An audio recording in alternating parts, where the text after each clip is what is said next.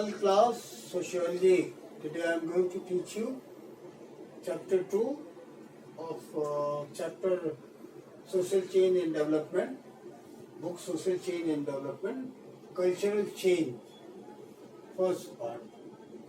Now, when India was captured by the Britishers, India became a colony of the Britishers. There were changes in the culture. Culture means, what is culture? Culture is total way of living. So total way of living of Indians changed.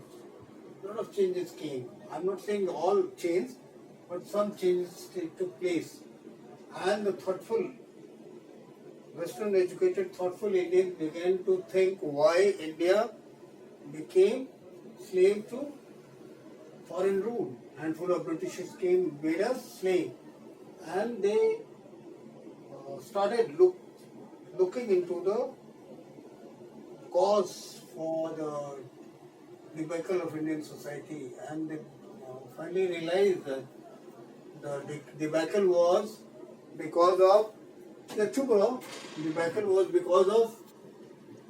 socio-economic backwardness, and there were so many evils. Now, Western educated, mostly social reformers were Western educated, and they tried to remove these evil. Western educated tried to remove these evils. Evils were there was practice of sati pratha. Women were not allowed to have education. Educational rights of women were denied. There was sati pratha. Sati pratha, one of the evil. After the death of the husband, the women were forced to burn on the funeral pyre of the husband. पति के मृत्यु के बाद पति की चिता पर और वाइफ को जबरदस्ती जला दिया जाता था. Third was child marriage. Marriage age was very young age. अभी खेल ही रहे हैं. They didn't know what is going on and they were married. Then widows were not having right to remarry. Their life became hell. Child marriage, sati pratha, widows denied remarriage. Then women, no education rights, women, and women did not have any property. So वही सुमित्रा नंदन पंत की कविता याद होती है. अबला नारी हाय तुम्हारी यही कहानी आंचल में है दूध और आंखों में पानी. They were supposed to remain inside the house, groom the children, take care of the house only. They were not allowed to go out. So this was and so many evils. So the reformers, social reformers were Raja Ram Mohan Roy. He is called father of modern India. Then Ishwar Chand Vidyasagar. Then Sayyid Ahmad Khan. Then Dayanand Saraswati, M.G. Ranade. There are so many social reformers. They wanted that Indians should have scientific temper, except Dayanand Saraswati, who wanted to revive the old Indian Vedic, the old Indian tradition which was prevalent in Vedic. So he is called revivalist. Otherwise, Raja Ram Mohan Roy, Sachin Vidyasagar, Sir Syed Ahmad Khan, and Mir Ranade, all are called reformers, progressive reformers. They made a lot of stress on Western education, scientific temper, rational thinking, logical mind, and remove all the evils. Raja Ram Mohan Roy worked for the removal of sati pratha, and when Lord Bentinck came in India as Governor General, he wrote so many petitions against sati pratha, and finally sati pratha was made an illegal offence in a law was passed in 1833 or 32. Sati Pratha became an illegal offence. Now, widow remarriage, Ishwar Chand Vidyasagar and M.G. Ranade were against widow remarriage, in favor of widow remarriage, and in 1856 widows got the right to remarry. Then child marriage, Sarda Act was passed, and widows child marriage, it was marriageable age of girls were fixed, but society did not,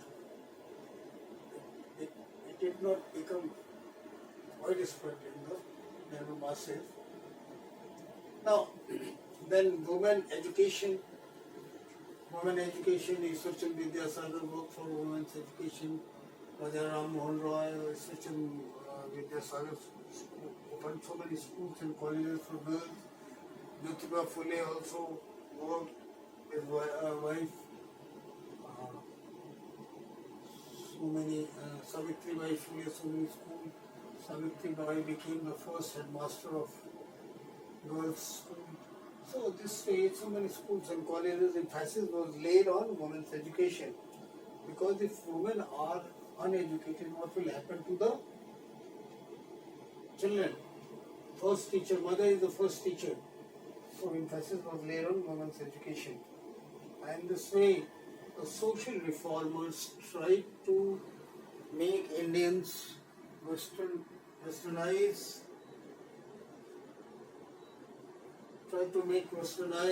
having scientific temper, logical mind, to shun rigid caste system, and whatever the caste disabilities were there, try to remove them, then try to make people progressive, logical in thinking, rational in thinking, logical mind, and make them broad-minded, having universal outlook, modern. Now, there were so many organizations formed, like Brahmo Samaj, formed by Raja Ram Mohan Roy. Effort was made to modernize, westernize India and make Indians having scientific temper. Similarly, Pratna Samaj, an offshoot of Brahmo Samaj, it was organized by Brahmo Samaj was founded by Raja Ram Mohan Roy, Pratna Samaj by M.G. Ranade, and Arya Samaj, Dayanand Saraswati, 1875, and so many newspapers and journals were published to make Indians aware. So these Raja Ram Mohan Roy, Ishwar Chand Vidyasagar, Sir Syed Ahmad Khan, Sir Syed Ahmad Khan worked for reforming the Muslim society. And all these people, they were called progressive reformers. Now, Dayanand Saraswati, founder of Arya Samaj, he was called revivalist. He wanted to again revive the old India's past. He said, go back to Vedas. And he said that everything was, Vedas are infallible. Whatever in the Vedic period was, the society was perfect. There was no evil in the Vedic period. There was no Sati Pratha, no child marriage, no women had the right to education. There were women rishis, Maitri, Gargi, Aditi.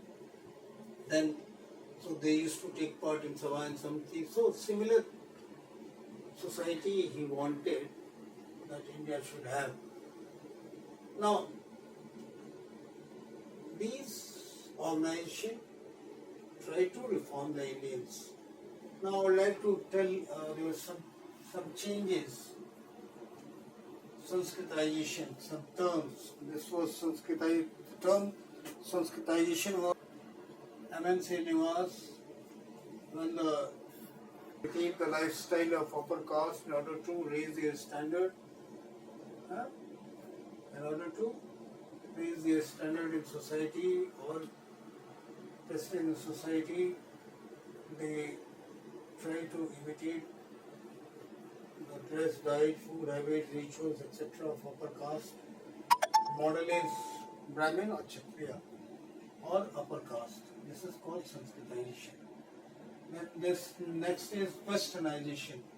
When Indians try to imitate the lifestyle of Europeans or whatever changes which have taken place during 150